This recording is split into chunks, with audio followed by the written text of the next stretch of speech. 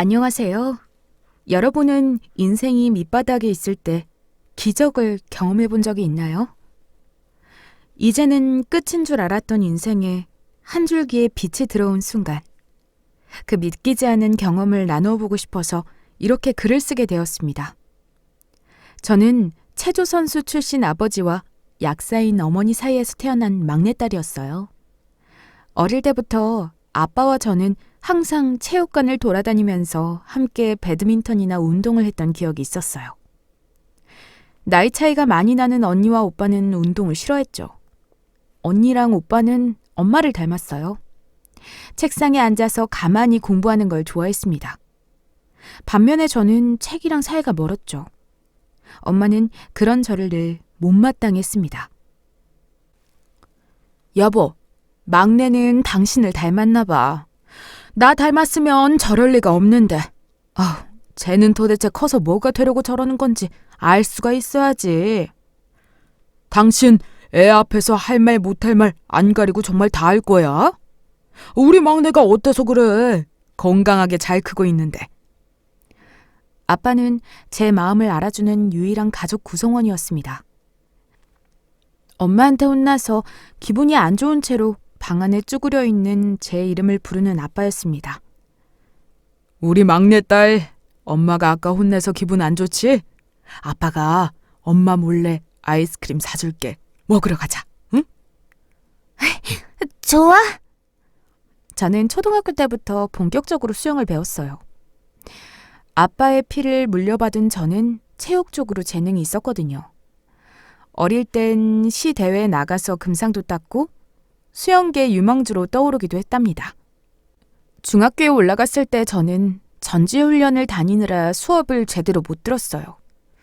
엄마는 발을 동동 구르며 그런 저를 지켜보았습니다. 여보, 여자애가 체육해서 어디다 써먹으려고. 전공까지 시키려고 해, 응? 지금이라도 애 공부하게 두자. 내비둬. 본인이 잘하고 좋아하는 걸 먹고 살라고 해. 그게 맞는 거야. 정말 당신은 뭘 몰라도 너무 몰라. 운동만 해서 그런가?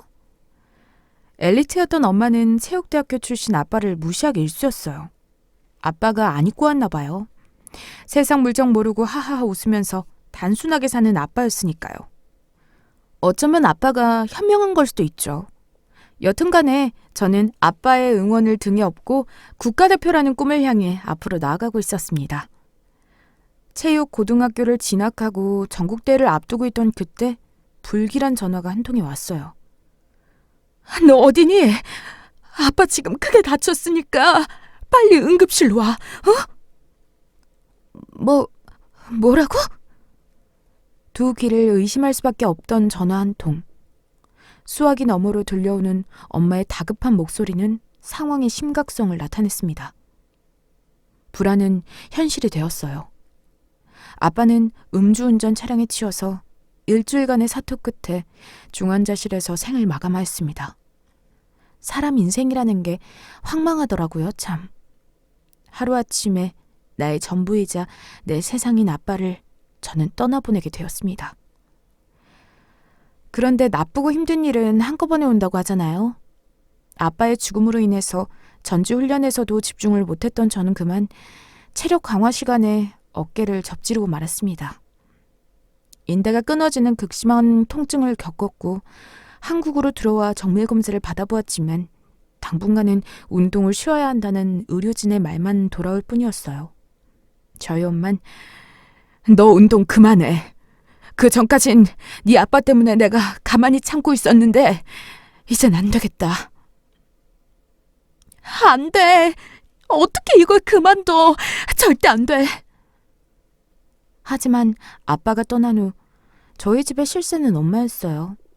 언니와 오빠 모두 대학을 명문대로 진학한 이후로 저는 그야말로 내놓은 자식이었죠. 아빠마저 없으니 더 이상 운동하는데 돈 대주기 싫단 엄마였습니다. 어떻게 하나요? 부상도 당했겠다. 결국 저는 운동을 포기할 수밖에 없었습니다. 대신 공부를 해서 체육교육과에 입학하게 되었어요. 언니랑 오빠보다 못한 대학에 갔다는 이유만으로 엄마는 저를 찬밥 신세, 아니 자식 취급도 안 했고 그런 엄마가 미웠던 저는 결국 집을 나갔습니다. 대학교를 가고 나선 거의 연을 끊다시피 살았던 것 같아요. 그때 심한 우울증이 찾아왔어요. 아무도 나를 환영해주지 않고 챙겨주지 않았다는 극심한 외로움이 저를 갉아먹었죠. 대학 생활을 결국 즐기지도 못하고 졸업을 하게 되었습니다. 졸업 후 2년간 아무것도 안 하고 자취방에서 폐인처럼 지내다가 저를 종종 챙겨주던 대학 선배의 전화가 걸려왔어요. 야, 너 요즘 뭐하고 지내? 연락도 없고. 아, 오빠, 오랜만이에요. 요즘 그냥 너무 힘들어서 쉬고 있어요. 그러지 말고 나 아는 분이 스포츠 센터 운영하시거든? 이번에 수영 강사가 무단으로 안 나오고 있나 봐. 급하게 사람 찾는데 너 예전에 수영했다고 하지 않았어? 네. 근데 수영 안 한 지 너무 오래라서. 에이, 오래된 거랑 가르치는 건 또 별개잖아. 집에만 있지 말고 나와서 일도 좀 하고 그래봐. 일단 말해 놓는다. 네? 네. 얼떨결에 저는 한 센터의 강사로 취업을 하게 되었어요. 그 당시에는 강사임에도 불구하고 에너지도 없고 맨날 무기력하게 있으니까 원장이 저를 보고 안타까웠나 봐요. 젊은 처자가 왜 맨날 수업만 끝나면 책상에서 다 죽어가는 표정으로 있는 거냐면서요. 주말마다 저를 끌고 보육원에 데리고 가시는 겁니다. 격주에 한 번씩이요. 직원들 중에 희망하는 사람들 모아서 고아원으로 봉사를 가신대요. 젊은 직원들은 한 명도 안 가고 제 엄마 아빠 뻘 되는 연차가 오래되신 분들만 원장님을 따라서 가더라고요. 혼자 있지 말고 나와서 활동 좀 하고 그래. 봉사도 하고 그러면 서성생 마음속에 있는 우울하고 힘든 감정도 점점 더 옅어질 거야. 아, 네. 솔직히 별로 내키진 않았습니다. 내 한 몸 건사하기도 힘든데 무슨 고아원 봉사예요. 사회생활 한다고 생각하고 울며 겨자 먹기로 주말에 고아원에 다니기 시작했어요. 저는 애기 별로 안 좋아하거든요. 관심도 없어요. 처음엔 고아원에 도착하자마자 머쓱하더라고요. 뭘 해야 할지도 모르겠고 그러다가 몇 번 계속 가니까 익숙해졌습니다. 어느새 봉사하면서 제가 웃고 있더라고요. 그래, 세상에 이렇게 힘든 애들이 많은데 내가 힘들다고 찡찡대는 건 정말 말도 안 되는 거야. 감사하면서 살아야지. 나는 부모님도 계시잖아. 제 자신에 대한 연민의 감정이 사라지기 시작하면서 조금씩 우울증에서 벗어날 수 있게 되었습니다. 매주 힘든데도 불구하고 항상 봉사활동을 가시는 원장님이 이해가 되더라고요. 서 선생, 요즘 얼굴이 밝아졌어. 어때? 봉사 가는 거 나쁘지 않지? 서 선생도 다 세상에서 쓰이는 데가 있다니까. 그러다가 경제 위기로 인해 센터가 완전히 망해버렸습니다. 경기가 좋을 땐 학부모님들이 자기 아이들 데리고 수영도 배우게 하고 자기 관리한다고 운동도 하는데 경기가 안 좋아지니 여가 생활에서부터 바로 돈 나가는 걸 자르기 시작한 거죠. 저희 센터도 예외는 아니었습니다. 원장님은 어떻게 버텨보겠다고 하면서 빚을 내면서까지 저희 월급을 주고 센터를 지키려고 했지만 쉽지 않았어요. 나중엔 대출도 안 나오면서 제 급여가 3달치나 밀리게 되었습니다. 센터로 사람들이 찾아오고 돈 내놓으라고 난리를 치니 결국 센터는 셔터문을 닫게 되었어요. 하루아침에 저는 실직자가 되었습니다. 더 문제는 제가 그때 결혼을 생각하고 있었던 남자가 있었어요. 양가 부모님께도 이미 말해둔 상태였죠. 그런데 제가 실직해버리니 시댁 쪽에서 반대가 심했나 봐요. 체육한다며 이제는 강사도 아니고 대체 그런 애를 왜 우리 집에 들이려고 하는 거니? 응? 결국 엄마의 등살에 못 이겨 남자친구는 저에게 이별을 고했습니다. 미안하다면서 제 손을 뿌리치고 떠났는데 마치 저희 엄마가 생각이 나더라고요. 집안에서도 사랑받지 못했는데 이젠 나도 사랑받을 수 있을 줄 알았는데 코앞에서 문이 닫히니 우울증이 또다시 슬금슬금 올라오더라고요. 정말로 약세인 엄마의 말을 듣고 그냥 꿈도 포기하고 일반 대학교로 진학해서 평범하게 사는 게 정답이었을까? 별의별 생각이 다 들더라고요. 하늘에 있는 아빠도 생각났고요. 전 또다시 저만의 동굴로 들어가게 되었습니다. 우울할 때면 저는 사람도 만나지 않고 혼자 방에만 틀어박혀 있거든요. 몇 달 정도 정말 폐인처럼 지냈던 것 같습니다. 복도에는 소주병이 널려 있었고 이불이나 베개는 세탁도 안 해서 더럽고 맨날 배달 음식만 시키니 이미 몸도 피부도 상당히 망가진 상태였죠. 나 그냥 죽어버릴까? 살아서 뭐해? 살아서 뭐하냐고. 일단 몸뚱이 가지고. 한때는 금메달리스트를 꿈꾸며 살았던 저였지만 이젠 소주나 마시며 방 안에서 죽음을 기다리는 신세가 되었어요. 그때 죽으라는 법은 없더라고요. 예전에 같이 근무하던 센터 강사님이 저에게 전화를 한 겁니다. 잘 살고 있어요? 아니, 갑자기 서 선생이 생각나더라고. 혹시 또 우울해하고 있을까 봐. 그러지 말고 나랑 밥이나 한번 먹어요. 오랜만에 그 강사분을 만났어요. 여전히 고아원에서 봉사를 하고 있더라고요. 요즘 보육원 상황이 안 좋아. 경기가 안 좋으니 후원도 다 끊기고 애들도 먹을 밥이 없어서 지금 정말 장난 아니야. 나도 먹고 살기 힘든데 애들이 눈에 밟히니까 안 갈 수도 없고. 아, 그렇군요.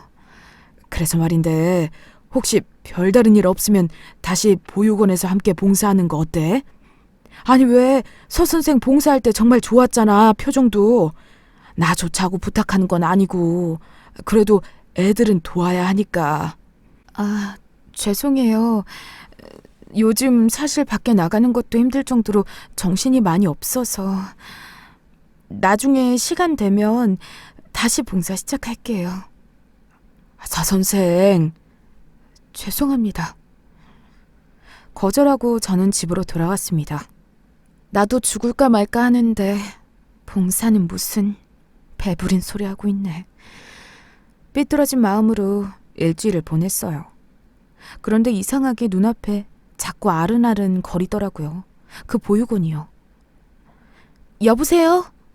서 선생, 웬일이야? 아, 선생님, 마음이 바뀌어서요. 다시 봉사하고 싶어요. 아이고, 나야 그리 말해주면 너무 고맙지. 서 선생 집 앞까지 내 차로 데리러 갈 테니까 기다리라고. 토요일 1시야. 알겠지? 1시.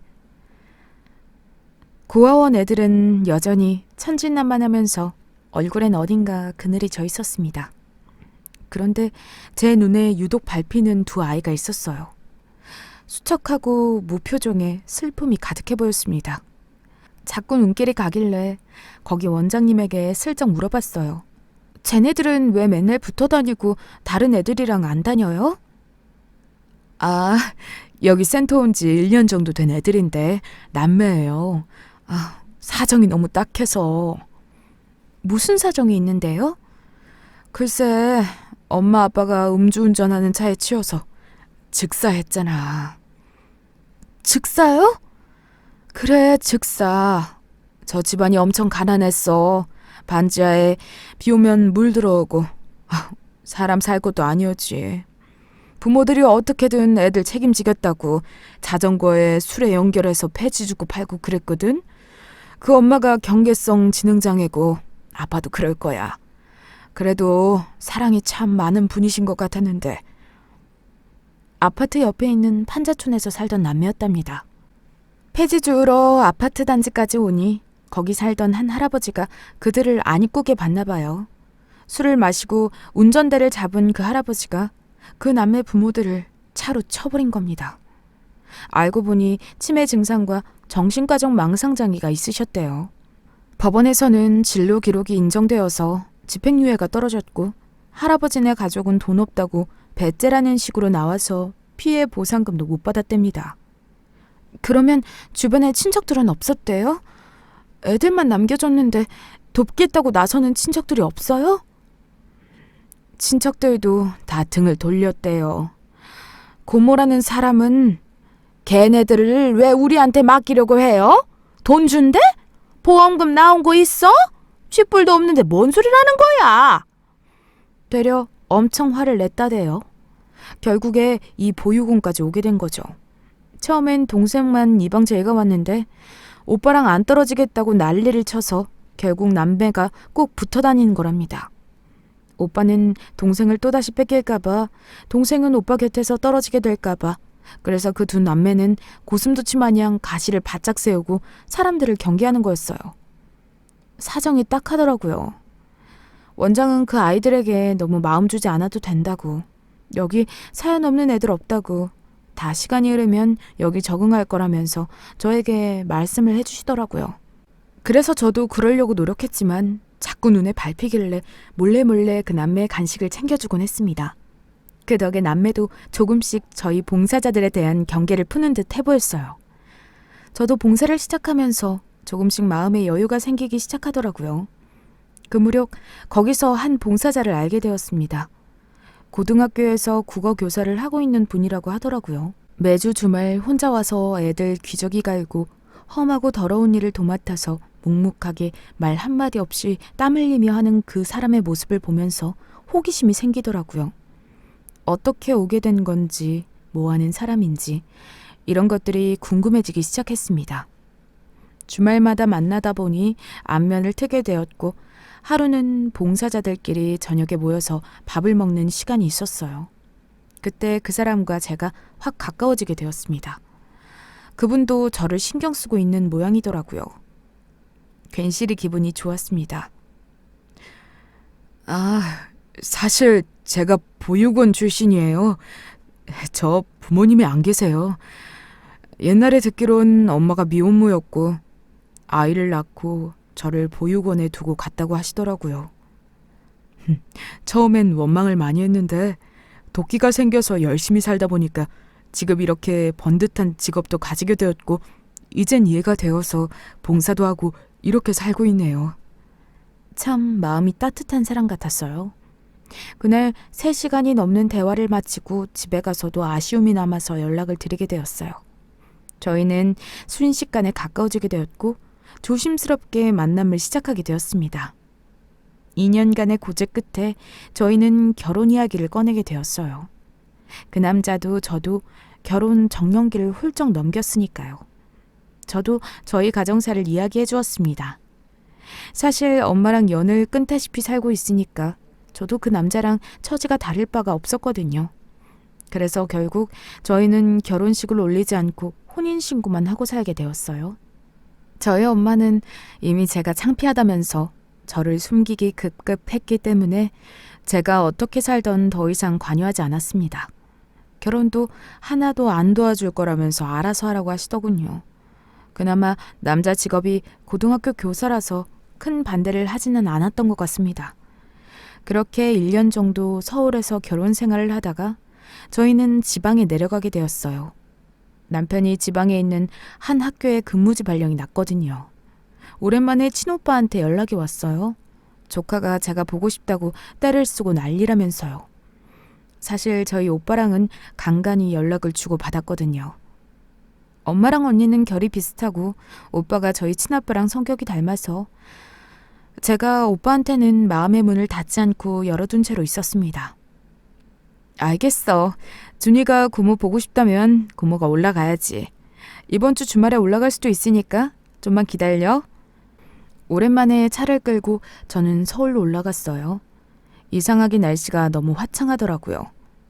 기분 좋게 라디오를 틀고 노랫소리를 흥얼거리면서 차를 타고 가고 있었습니다. 한강대교를 건너고 있었을 거예요. 저기 멀리 난간 쪽에서 꼬마 2명이 위태롭게 매달려 있는 겁니다. 차도에 차도 없어서 속도도 빠르게 달리고 있었는데 순간 느낌이 쎄하길래 서행으로 속도를 낮추면서 그들을 지켜보았어요. 뭐야? 왜 저 어린애들 둘이 난관에 앉아있는 거야? 저러다 떨어지면 어쩌려고 저러는 거야? 뭐야? 뭐 하는 거야? 남자 꼬마아이가 자기 신발을 벗어서 한강 밑으로 팍 하고 던지는 겁니다. 그리곤 어깨에 메고 있던 가방도 던지더군요. 마치 마지막 인사를 하는 것 같았어요. 이대로 가다가는 아주 큰 사단이 날 것 같아서 저는 깜빡이 등을 켜고 차를 세웠습니다. 그리곤 차 문을 열고 뛰쳐나왔어요. 풍덩, 소리와 함께 무언가 확 하고 떨어지더군요. 옆에 있던 꼬마 여자아이도 온몸을 파르르 떨면서 오빠를 따라서 신발이랑 가방을 던지더라고요. 안 돼! 저는 그 꼬마 아이들 곁으로 뛰어갔어요. 그때 남자아이가 서럽게 울면서 외치더라고요. 엄마, 아빠, 엄마, 아빠, 나 더 이상은 못 살겠어. 고아원에서 사는 거 너무 벅차고 힘들어. 앞으로 살아갈 날들이 너무너무 두렵다고. 그냥 나도 동생이랑 엄마가 아빠가 있는 곳으로 떠나고 싶어. 나 이젠 너무 오래 견딘 것 같아. 엄마 무릎에 누워서 까무룩 잠이 들었던 그때로 갈래. 고개를 떨구면서 몸을 기울이는 겁니다. 얘들아, 안 돼! 정말 수영 선수 때 체력 훈련하던 것처럼 전력 질주로 그 아이들을 향해 달렸습니다. 숨도 쉴 새 없이 바로 그 아이들 허리를 뒤에서 확 안았어요. 그러고는 다리 위로 애들을 탁 내렸습니다. 너네들 어쩌려고 이렇게 위험한 데 올라가 있는 거야. 애들은 죽겠다고 죽을 거라면서 울고 불고 제 품을 벗어나려고 난리도 아니었어요. 다리 위가 소란스럽고 제 차가 정차되어 있으니 뒤에 있는 차들이 무슨 일인가 하고 창문을 열고 지켜봤나 봐요. 어린 애들 둘이 죽을 거라고 다리에 매달려 있으니 신고를 한 모양이더라고요. 얼마 지나지 않아 경찰들이 왔습니다. 어떻게 된 일이냐고 물었고 전 대충 상황을 알려주고 아이들을 경찰에 인계를 했어요. 그런데 자세히 보니 제가 고아원에서 눈여겨봤던 그 남매였던 겁니다. 남편이랑 결혼하고 2년 동안 고아원 봉사를 가지 않았는데 도대체 그 사이에 무슨 일이 있었던 건지 애들 얼굴이 더 안 좋아졌더라고요. 뒤에 약속이 있었기 때문에 저는 경찰서에 가지 않고 차를 끌고 오빠와의 약속 장소로 행했습니다. 아이들의 표정이 눈에 아른아른 거리더라고요. 제가 넋이 나간 채로 있으니 오빠가 저를 보더니 놀랬습니다. 야, 너 무슨 일이야? 표정이 왜 이렇게 안 좋아? 넋이 나가 보여. 이따가 전화로 말해줄게. 지금은 조카 있으니까 나중에 이야기하자. 오빠는 그런 제가 걱정되어 보였나 봐요. 자꾸 캐묻더군요. 왜, 엄마가 전화 왔어? 너한테 뭐라고 했어? 그런 거 아니야. 조카랑 다 놀아준 저는 집에 가는 길에 오빠에게 전화를 해서 자초지종을 이야기했어요. 오빠도 이야기를 듣곤 많이 놀래하더라고요. 너 좋은 일 했다. 좀만 늦었으면 애들 이미 물에 빠져서 죽었겠네. 세상 왜 이렇게 힘든 애들이 많냐. 이야기해줘서 고맙고 오빠도 도울 게 있으면 도울게. 너무 마음 쓰지 마. 집에 가서 이 이야기를 남편에게도 말했어요. 남편도 굉장히 신경을 많이 써주더라고요. 충격을 받은 모양인가 봐요. 아무래도 저희 부부가 그 보육원에서 만나서 연을 맺은 거니까요. 그리고 며칠 뒤 제가 이상한 꿈을 꿨어요. 꿈속에서 하얀 면사포를 뒤집어 쓴 남녀가 나와 제 이름을 애타게 부르는 겁니다. 전 정말 웬만해서는 꿈을 잘 안 꾸거든요. 그땐 꿈인 걸 알면서도 깨어나지 못했어요. 신기한 경험이었습니다. 마치 가위에 눌린 것 같았죠. 우리 애들 좀 살려주세요. 제발 우리 애들 좀 지켜주세요. 은혜는 꼭 갚겠습니다. 누구시냐고 물어도 그들은 대답하지 않았습니다. 그게 너무나도 서글프고 애절한 표정으로 아이들을 지켜달라고 할 뿐이었어요. 순간 무서워서 움찔하다가 잠에서 깼고 제 몸은 식은땀으로 뒤덮여 있었습니다. 놀라서 잠에서 깨니 남편이 저를 걱정하더라고요. 그런 안 좋은 꿈을 꾼 건 다 이유가 있을 텐데. 여보, 이번 주 주말에 시간 내서 오랜만에 보육원 가보자. 그래, 좋아. 저희 부부는 보육원을 가고 나서 깜짝 놀랐습니다. 그때 그 남매들은 여전히 보육원에 그대로 있었고 제가 한강에서 봤을 때보다 살이 더 빠진 것 같아 보였어요. 그런데 보육원에 있는 원장님이 저희가 봉사 다닐 때 계시던 분이 아니신 겁니다. 혹시 어디 가셨어요? 아, 모르셨어요? 저희 원장님 바뀌셨어요. 기존에 계시던 원장님은 몸이 아프셔서 퇴임하시고 새로운 분이 오셨어요. 어쩐지 시설 분위기가 뭔가 더 썰렁하고 냉기가 흐르는 것 같았거든요. 조심스럽게 남매 곁으로 다가갔습니다. 몸이랑 마음은 좀 괜찮니? 남매는 저희의 질문에 대답하지 않았어요. 봉사를 하고 집에 가려고 자리를 일어났을 때 갑자기 애들이 저희를 잡더라고요. 그리고 귓속말로 아주머니, 저희 좀 도와주세요. 제발 도와주세요. 저는 깜짝 놀랐습니다. 애들이 그런 말을 할 애들이 아니거든요. 아무도 없는 곳으로 남매를 데리고 가서 이야기를 좀 들어봤어요. 그리고 그곳에서 전 차마 두 귀를 의심하는 충격적인 내용들을 듣게 되었죠. 새로운 원장이라는 사람이 남매를 엄청나게 학대하고 괴롭히는 모양인가 봐요. 온몸 구석구석에는 학대당한 흔적이 가득했고 멍자국도 셀 수 없이 많았습니다. 그래서 참지 못하고 그냥 동생과 함께 세상을 뜨려고 한 거였어요. 애들을 빨리 이곳에서 꺼내와야겠다는 생각밖에 안 들더군요. 전 그날 저녁 바로 경찰서에 신고를 했습니다. 학대로요. 경찰이 출동했고 원장은 그게 무슨 소리냐면서 자기는 아이들을 사랑으로 대했다며 발뺌을 하더라고요. 애들은 안전한 곳으로 옮겨져서 조사를 받았고 병원에 가서 몸에 있는 멍들도 다 사진 찍고 조사가 시작되었습니다. 다행히 임시 거처가 마련되었고 그 시설에서 아이들은 나올 수 있었죠. 집에 가서도 내내 신경이 쓰이더라고요. 사실 저희 부부는 딩크거든요. 아이가 없었습니다. 그런데 이상하게 그 남매가 눈에 밟히는 거예요. 그냥 남편에게 아이들을 우리가 입양하자고 말하고 싶었는데 차마 제가 먼저 그 말을 할 수가 없겠더라고요.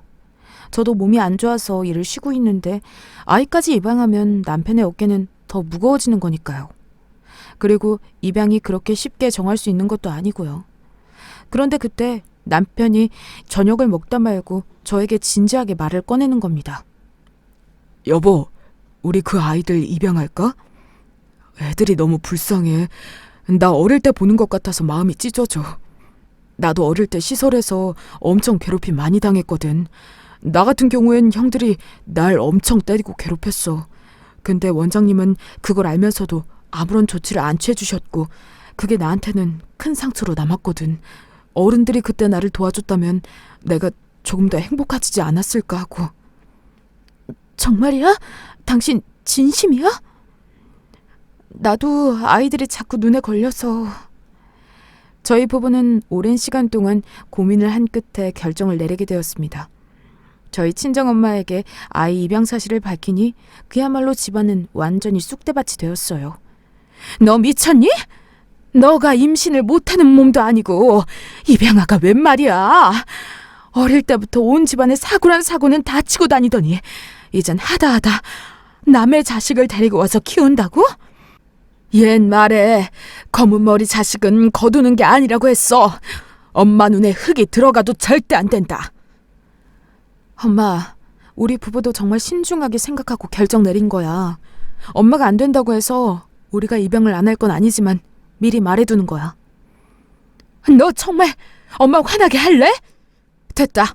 너네들이 알아서 해. 결혼도 멋대로 했으니. 이제 와서 이게 무슨 소용이니? 엄마는 그 뒤로 입에 담지 못할 욕설을 내뱉으면서 전화를 끊으셨어요. 언니도 저에게 연락 와서 집안 망신시키지 말라면서 욕하더라고요. 야, 너 그런 착한 짓 하면 천국 갈 수 있을 것 같아? 천만의 말씀이야. 진짜 가식 떨지 마. 네가 입양은 무슨 입양이야? 네 몸 건사 하나 못하는 애가 어쩌려고 그래. 세상이 그렇게 만만한 줄 알아? 아무래도 언니 눈엔 제가 아직 철없는 동생으로만 보였나 봐요. 걱정이 담긴 우리의 목소리를 냈습니다. 하지만 저희 부부는 가족들의 반대에도 불구하고 그 남매를 입양해왔습니다. 그냥 정말 남의 아이라는 생각이 안 들었어요.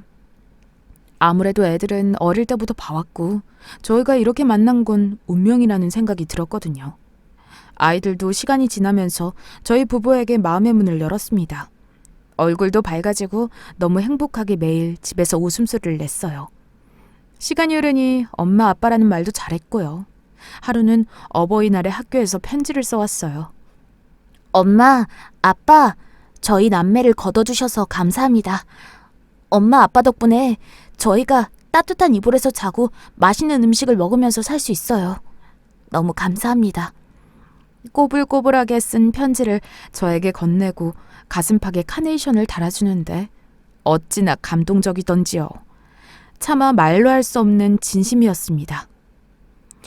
남편이 교사라서 그런지 아이들 지도도 똑부러지게 잘했어요.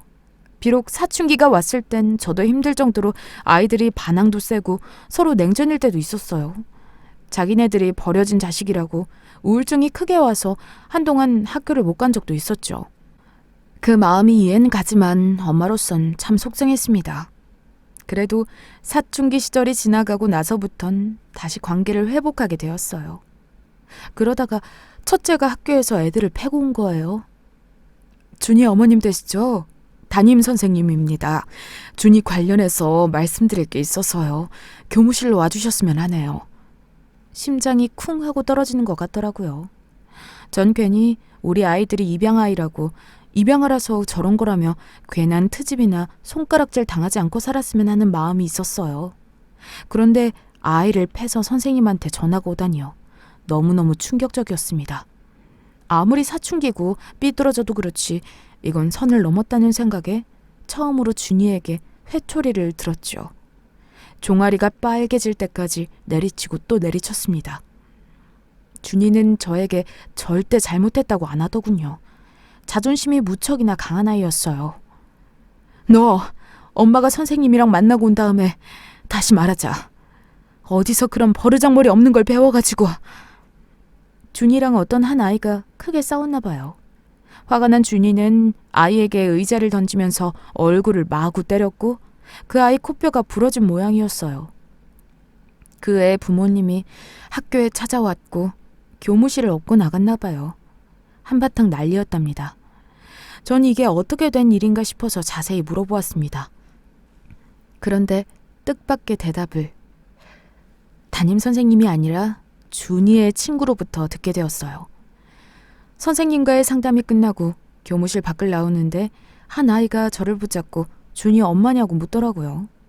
저는 맞다고 말하니 그 아이가 갑자기 엉엉 울면서 대성통곡을 하는 겁니다.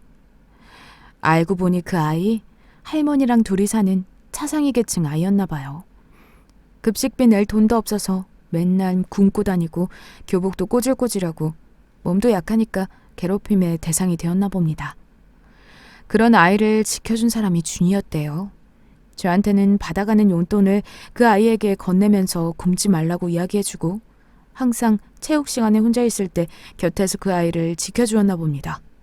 그런데 반일진이 준이가 그 아이 보고 밥 사 먹으라고 준 돈을 다 뺏어버리고 고아랑 할머니 밑에서 큰 거지랑 끼리끼리 논다면서 놀렸나 봐요. 준이는 고아라고 놀리는 건 상관없지만 본인 친구한테 거지라고 하면서 복부를 발로 찬 그 일진놈에게 화가 났고 결국 본때를 보여준 거죠. 그 일진놈 부모님이 힘이 있는 분이셨고 담임도 전후관계를 살피지 않고 준이만 탓했나 봐요. 전 그제서야 자초지정을 알게 되었고 아들을 혼낸 게 너무나도 미안해졌습니다. 집에 가서 이게 사실이냐고 물었고 준이는 고개를 끄덕이더라고요. 그제서야 자기가 친구를 때린 건 미안하다고 사과를 하더라고요. 전 아이를 꼭 안아주었습니다. 내가 괜히 우리 아이들 입양아인 거 어디 가서 손가락질 안 당하게 하려고 되려 내가 애들을 괴롭히고 몰아세웠구나 싶었습니다. 엄마, 아니에요. 제가 아직 부족해서 이런 일이 생긴걸요. 우리한테 미안해하지 말아요. 엄마 아빠는 천사예요. 우릴 구해준 천사. 우리가 더 잘할게요. 울면서 저를 꼭 안아주었고 그렇게 사춘기 시절을 무사히 보내게 될 수 있었어요. 시간이 흘러 첫째와 둘째가 고등학생이 되었죠. 그때까지도 저희 엄만 손주들에 대한 마음의 문을 열지 못했습니다. 어쩌다 한번 아이들 손을 잡고 엄마네 집에 갈 때면 여기가 어디냐고 찾아오지 말라며 그야말로 문전박대를 했어요. 엄마, 아직 할머니가 마음의 문이 안 열렸나 봐. 우리가 기다리자.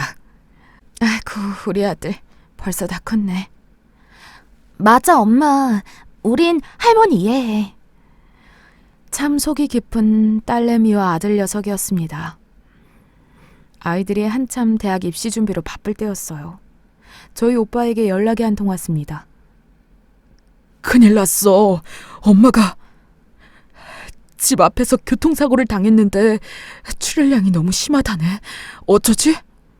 뭐? 그게 무슨 소리야? 저는 깜짝 놀랐습니다. 아무리 제가 엄마와 연을 끊고 사이가 안 좋다고 해도 사고 소식은 너무나도 충격적이었어요. 응급실로 달려가니 엄청난 양의 혈액을 수혈하면서 누워 있었습니다. 의사는 빨리 수술해야 한다면서 바로 수술방으로 이동을 했죠. 그런데 문제는 엄마의 혈액형이 너무나도 희귀해서 그 병원에 가지고 있는 혈액량이 얼마 안 남아있다는 거였습니다. 주변 병원에서도 교통사고로 수술실 안에 들어가 있는 환자들 때문에 피가 부족한 상황이었죠. 수소문 해보아도 필요한 혈액량에는 턱없이 부족했어요. 저랑 오빠랑 언니도 수혈을 해주고 싶어도 불가능했죠. 먹고 있는 약 때문에요. 이 소식을 들은 아이들이 먼저 말을 하더라고요. 우리도 할머니 돕고 싶은데 혈액 검사라도 해보면 안 될까요? 처음엔 놀랐습니다. 아이들이 먼저 할머니를 돕겠단 말이요. 저는 아니라고, 그렇게까지 안 해도 된다면서 말렸어요. 그래도 아이들이 완강하더라고요.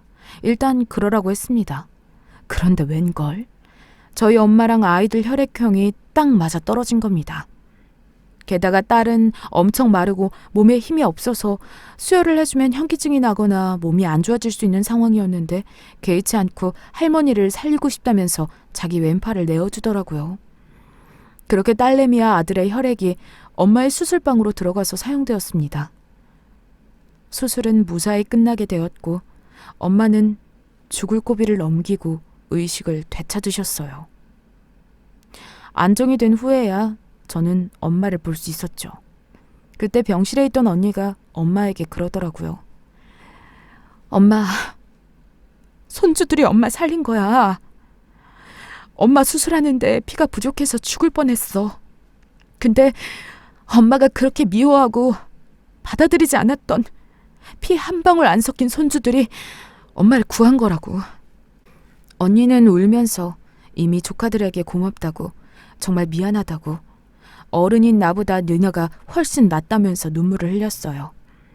진실을 알게 된 엄마도 금세 눈시울이 붉어졌습니다.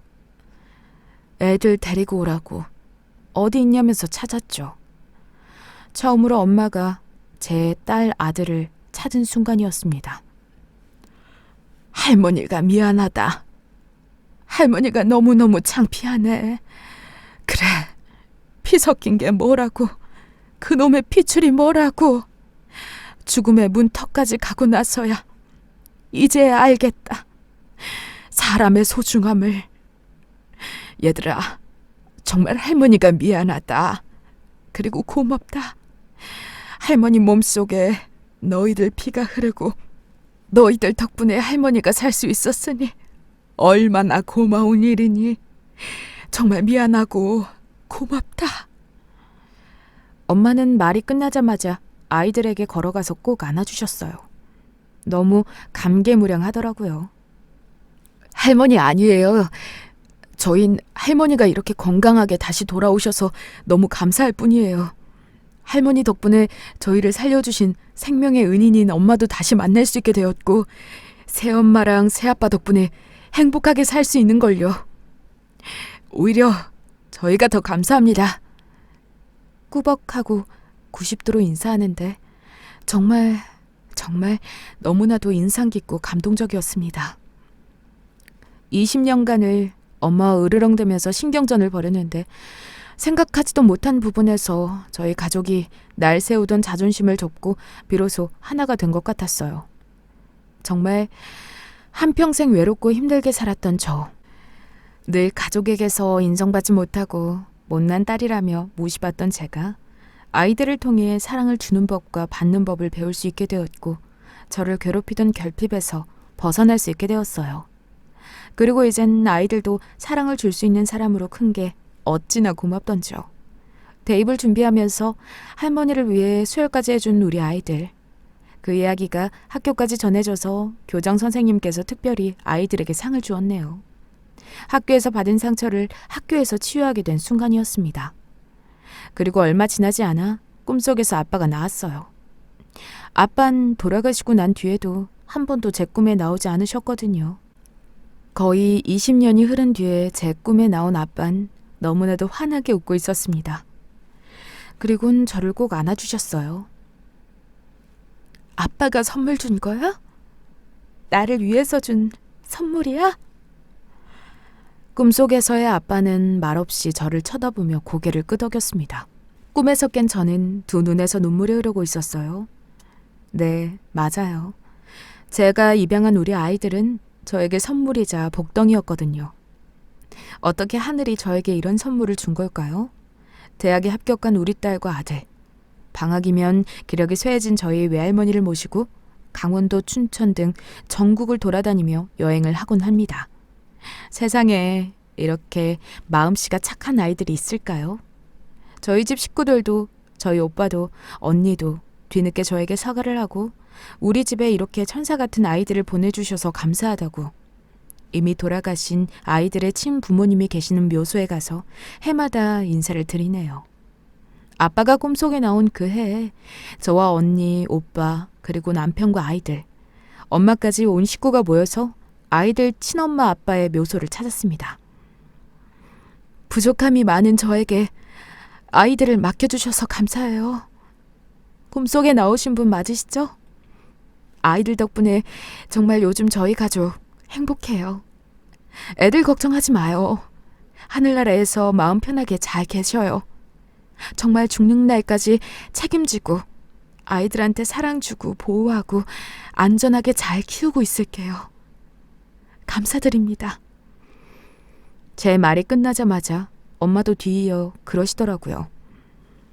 한 번도 얼굴은 뵌 적이 없지만 자식분들 덕분에 제가 살았습니다. 이 은혜는 죽어서도 잊지 않을 거고 한평생 가슴에 품고 살겠습니다. 참 감사드려요.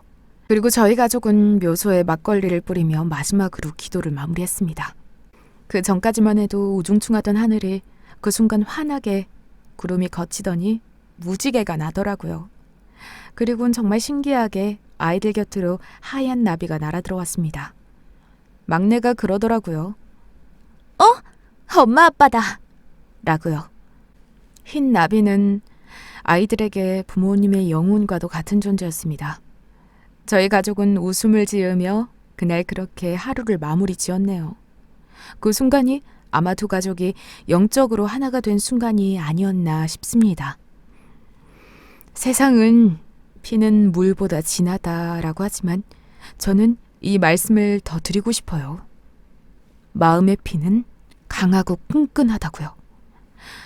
마음으로 낳은 우리 아이들 잘 키워보겠습니다. 지금까지 제 사연 들어주셔서 감사합니다.